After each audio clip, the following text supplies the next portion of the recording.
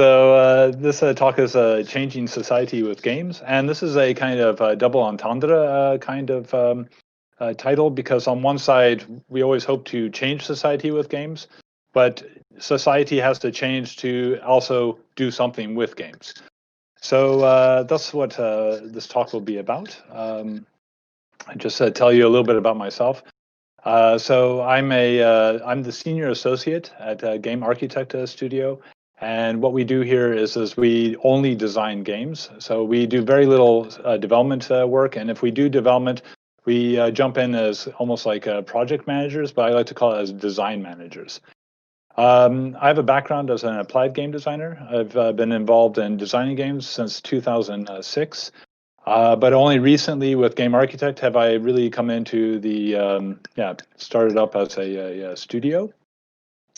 Furthermore, I also work for the HKU, University of the Arts Utrecht, as a game design researcher, where I do also game design, but also I research into game design. And I was also a teacher lecturer there for several years. So about this talk, before I move on, first I want to show you a little bit about some of the serious games I'm involved in and what I'm making, so that you have a bit of a reference of where I'm coming from with my perspectives. Then I'd like to talk to you about two things. One, about some of the opportunities and perhaps some predictions for the near future for the different domains. And then I'd like to also talk about what it means to get into the serious game business, because I think it's changed a lot over the last 15 years. So some of the games that we're involved in designing are games for healthcare. This is one of the things that recently I've been quite involved in with several different parties and so forth. And this is really amazing, because in some cases we're doing things that are motion controlled games to a lot of augmented reality. And this is something that we do. So in our approach, we're able to, as designers, whether we're dealing with different technologies and so forth, we're able to jump in and design first for a outcome rather than just with the technology. Then one of the other things that we've been doing is also games for training and education. And in some cases, this brings us in contact with virtual reality. So for instance, we've done a game that was for Erasmus University Faculty of Law, where they wanted a virtual reality game for their virtual courtroom. And sometimes we get embedded also as freelancers and work together with some of the larger serious game companies here in the Netherlands, like Inrange. Also, Game Architect has been also busy with game storming kind of activities. So these are kind of, you could consider it maybe as gamified workshops. And we also do board and card games, because even those are effective ways to have an effective outcome. Something that we're also doing quite a bit of is gamification and games for research. So what this means is that researchers are starting to find out, like, wow, we can actually use games to motivate people to, in maybe the basic sense is like enquetes and so forth. And we see a lot of different ways of applying this. And actually, there was a talk just previous with Isoltine, Annelies, and she mentioned the Grow It game, and we were kind of the original place for the concept of the game. Another area that we are doing games in with Game Architect is just some entertainment games. We're also trying to do some hyper-casual games, but we're also have in our mix a AAA game that we would like to bring out. So we, as Game Architect, we see ourselves as game designers, and we see ourselves all over the place with possibilities. And then lastly, latching into some of the educational elements that I've been involved in for the last years. This is one of our kind of flagship projects that we have done, and this is a game design app. And what we can do there is there's like 39 game design activities and tools that you can use as a professional game designer to latch onto, so that you're not just stuck with maybe some of the key activities like brainstorming and prototyping and playtesting. There is a lot more activities that you can do that might help you better explore your game design. So there's a link in the corner of the presentation. If you're interested, please check it out. So I'm hoping that this gives you a little bit of idea of what I've been doing for the past 3 years with Game Architect. We've come across quite a bit of different domains now, and I have some experience in different domains from also working with the HKU. And here's some of the things that have been changing. So what I'd like to talk about is the changing attitudes that you're going to find in the different domains at this moment. So healthcare is one of those things. If we take a look back, even probably 5 years ago, what I noticed was it was really, really difficult to get into healthcare and doing any kind of games with them. And a lot of it was about, oh, but it needs to have validation, and nobody's proven anything about games. And then I also noticed that the larger tech companies here in the Netherlands, so thinking like IBM and those kind of very, very large, were the only ones that were able to get in. And then even if you got in, the hospitals and the healthcare organizations were just not ready to actually manage games after they were delivered. So this made the healthcare industry for a while actually very difficult to get into. However, recently, with some of the clients that I've been working with, I began to notice that the organizations are changing. It still takes effort to get past their privacy, security, and safety kind of measures, but they're starting to change that up so that things like apps and games and technology can actually be implemented into their system. Now, in some cases, this means something like the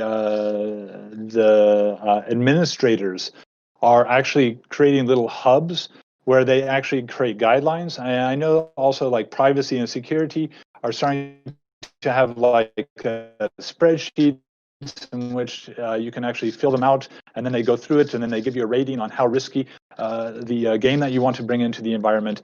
And you start to see this change, and it's trying to really create a fluid method of, if I'm creating a app as a second party to these organizations, then I can bring it in and they're ready for it. Next, they're also starting to prep, and there's discussions and so forth of actually prepping so that if you need database or secure database kind of elements, they're ready for that for your game. Because a lot of the serious games and so forth aren't just the games anymore themselves, but they're also connected to some way that healthcare workers and so forth can get to the data, can actually work with the data. Also, I think what's very interesting is that the healthcare workers themselves are starting to get a kind of special status within their organizations by bringing in the innovation, things like games and apps and so forth. So this also makes it very easy because now you actually have people that are enthusiastic about bringing up their career and wanting to actually work with these different tech companies, learn how it's done and so forth, so that they can become in Dutch it's the spreekpunt, but in English it would be something like they're the point where you want to have contact and have information about serious games. So that being said, there's also been a lot of parties here in the Netherlands that have also been working really hard to educate healthcare workers and hospitals about the usages of serious games. And there's been better and better examples of the serious games also being used. So the healthcare workers are generally now way more open to these kinds of innovations. Next, what I see also that's changing, and this is probably aimed more at universities, is that a lot of researchers are starting to find that games are a very interesting way to collect data. So, and especially, for instance, if you have a mobile phone and so forth, you can actually collect data at real time. And this is amazing because in terms of research, they were used to things like, okay, we send out a questionnaire and you get a couple of responses per a research study that you do, and then you're basing your research study on that. So if you can bring in more real-time data, then you'll have a much clearer idea of what is actually going on with the group of people that you're actually studying. And the mobile phone technology, coupled together with the app, is making it much easier for researchers to reach out to the people that they would like to study and collect data from, so that they can actually get that data and have it more real time. Furthermore, this becomes a lot more of a let's say that it's much more of a reliable than the other approaches, because now you can reach more of the target audience, because before it was really time consuming, and now you actually have those apps and the phones that are out there with the different target audience. Actually, for example, if you had just caught the talk before this, Annalise was telling me about the Grow It app. Well, this is a fantastic, this Grow It app, this game, is actually collecting data for the researchers. And this is helping. But it's not an isolated incident. I have several of these kind of projects that are also going on. Another area that I see that has been a big change is education. And education is also one of these domains that has been actually quite hard, from what I've seen, for studios to get into. And you have different levels of education that we're talking about. So traditionally, I think when it comes to education, when we start to talk about training and so forth at a professional level, this was probably one of the easier places to actually employ serious games. However, like K-12, so elementary school and middle school, has always been traditionally much more difficult, because you have publishers that corner that market. And then you have higher education, which has generally stayed away from the usage of serious games, all in all. This is changing, and it's changing because universities, for instance, are starting to see the need for more online education, more independent education within their educational methods. And additionally, they're already prepping up where they're creating internal studios to start to handle the apps. They're also starting to make sure that you have access to a database. And these systems are becoming streamlined so that apps and games and serious games can start being implemented. Even to the point that perhaps in the future, they'll start actually having their own school stores and so forth, where you go to and you download the app from there instead of from the Apple Store or from the Google Play Store. So these are all interesting events. I think within the elementary school and the middle school, you still see this a little bit locked up. But I think one big thing that has really I'm going to make a prediction. This is with the current crisis around the COVID-19 virus. I think this is going to make this market really attractive as a serious game market, because I think a lot of schools, from your elementary school all the way up to your higher learning schools, you're going to find that a lot of people are actually going to be looking for these kinds of games to supplement their education. Because right now you see a lot of people talking about online, but this is mostly things that you could say as emergency education. So it's the classroom on camera.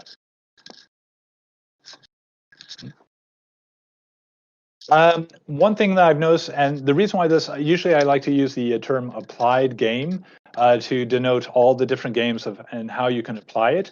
But actually, one of the things that I define the serious games as being different from applied games is the usage of entertainment games for serious purposes. And this is one thing that I've noticed with this COVID-19 crisis, is the need for more entertainment games to stimulate teams and also to stimulate the social aspect of schools. This image here is from the Erasmus X team, and what they've done is they've actually built the entire university within Minecraft. And their intention is to eventually use this as a place for students to come and to have meetings and to be much more social. So I've heard a lot of people talk about it's like, yes, it's different and so forth, being online and doing these team meetings online, sharing creativity. And one of the things that we miss, and this is just from maybe a pure game design point of view is one of the things that we're missing is we often are in social play. We're actually playing when we're at work with each other and so forth. And camera and so forth just doesn't do it. So I've been asked by a lot of contacts and so forth, what kind of games can I do to stimulate my team? So one of the things I've been doing with my team, and I've recommended to other teams, is things like Jack in the Box. These kind of games and so forth are invaluable to maintain that synergy as a team. And I think more of these games will be needed to as we start to contemplate, like, how do we handle that connecting to each other during these kind of viruses where we have to work online all the time. So the next part of the talk is to talk more about the business. So how do I see the changing aspects of the business of serious games? What does it mean to be in serious games? Because I think that we've seen a big change when we look back at the history of how applied games and serious games have been taken up by companies here in the Netherlands. We start to see a stabilization of how these games are. So before, it used to be something like 60%, 70% of the companies were involved in applied games. And that percentage has come down way low, but the companies that are there have stabilized. And I'd like to explain, I think, why some of that is, and what does it mean if you're thinking about getting into the serious games business. So one thing that I've noticed with serious games is that if you're a serious games company, you're probably going to start needing to think about also offering gamification design as well. And that means that you also need to think about, what does that mean in terms of what you offer? Is it only badges and points and so forth? Or can you be more creative in how you actually arrange the way people work together, thinking more in groups, how you stimulate behavior, how do you make that behavior change? And probably the big difference that you have to think of is that often with serious games, you can get locked into the idea that it's all about a particular set of technology. So, I'm going to use VR, I'm going to use the computer and so forth.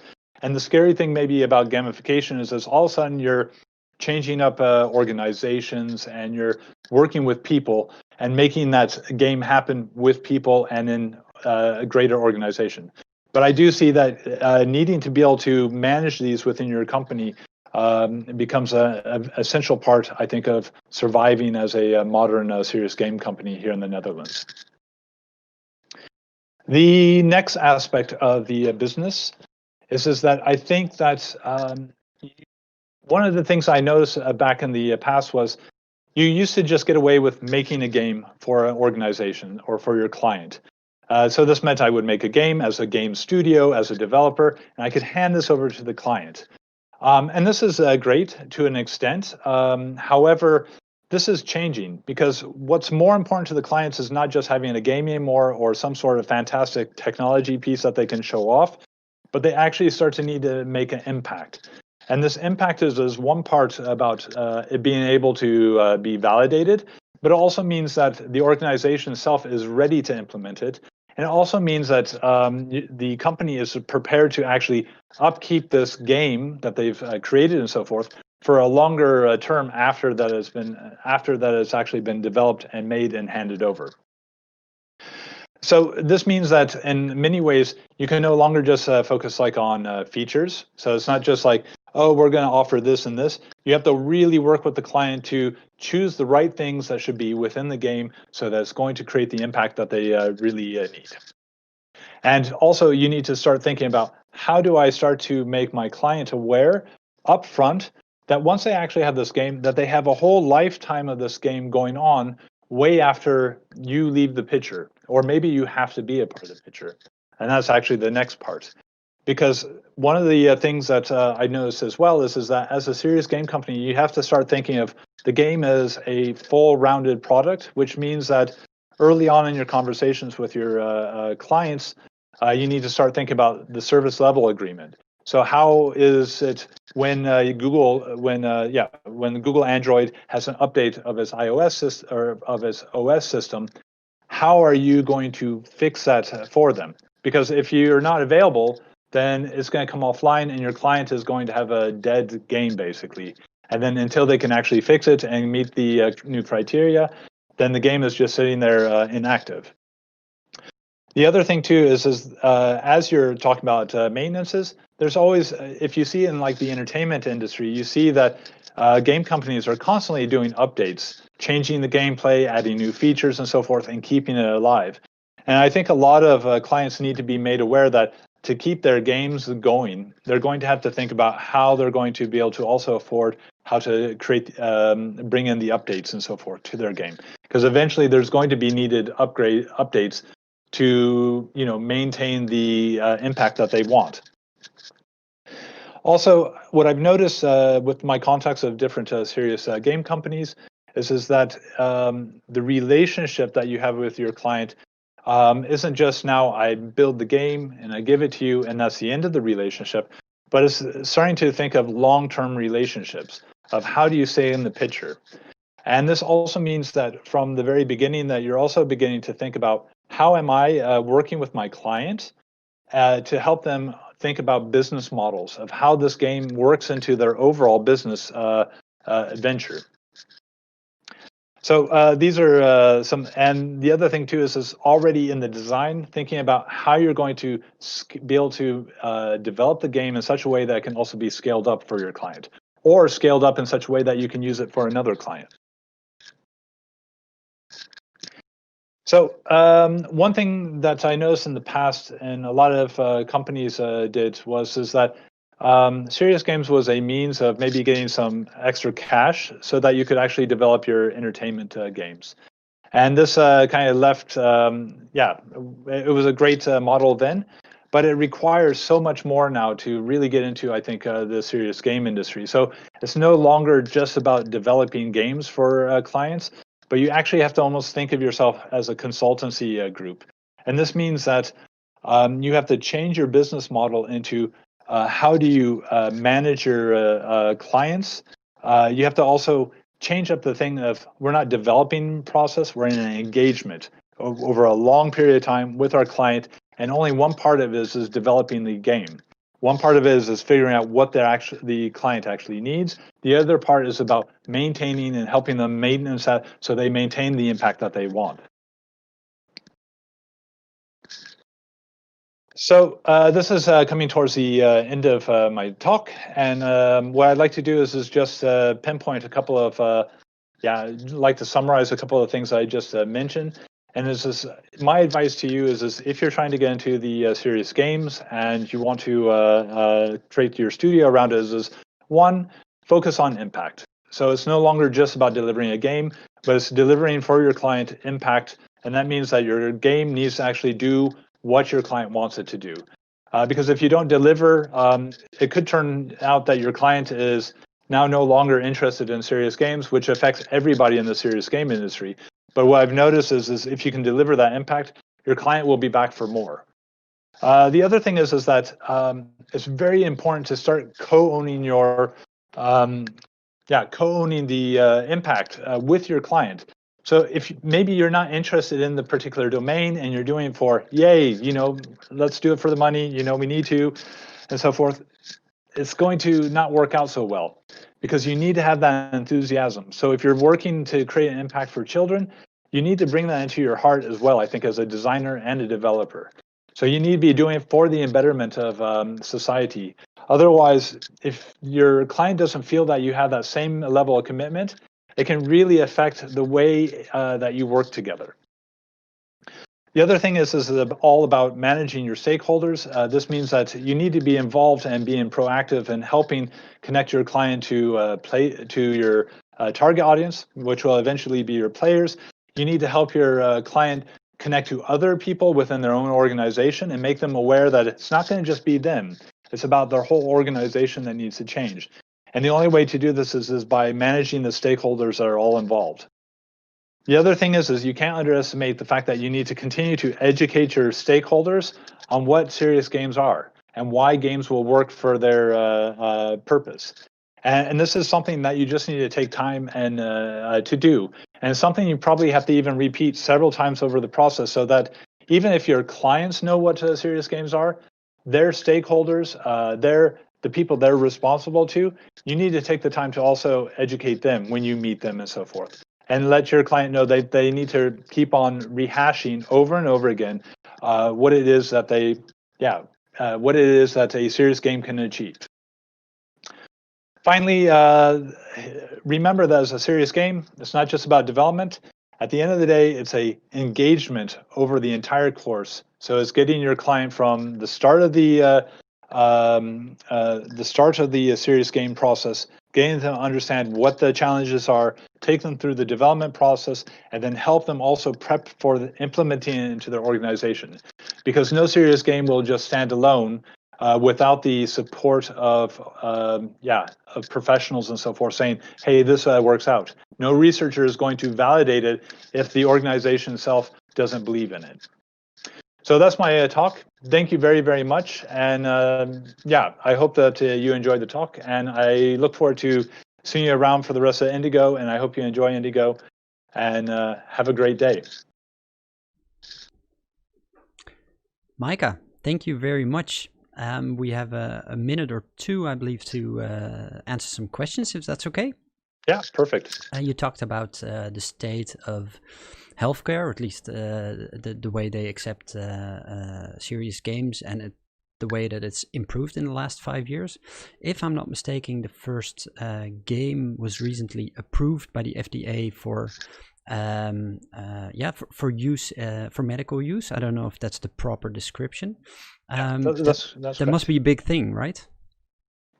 I think that is a pretty big thing.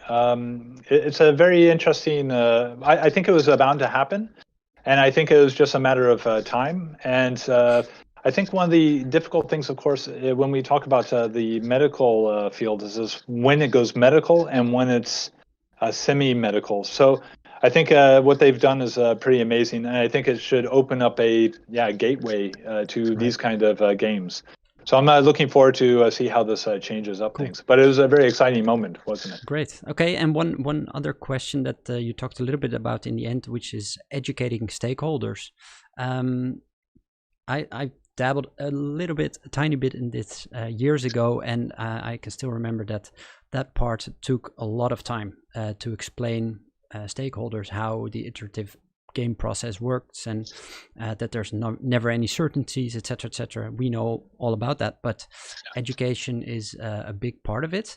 Can you notice a shift in that, so that they're actually getting better at that, or more knowledgeable on the way the game process, what it takes to make a game? Yeah.